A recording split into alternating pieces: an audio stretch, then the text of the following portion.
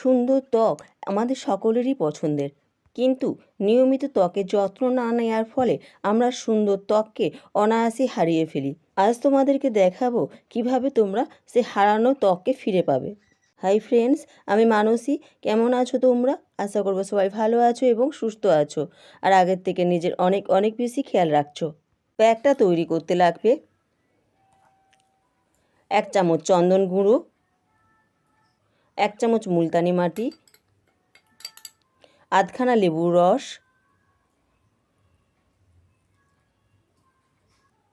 আর টক দই। সমস্ত উপকরণ ভালো করে মিশিয়ে নাও।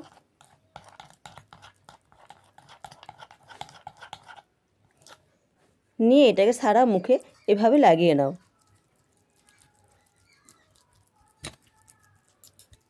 15 মিনিট অপেক্ষা করো, তারপর নর্মাল জল দিয়ে ধুয়ে নাও।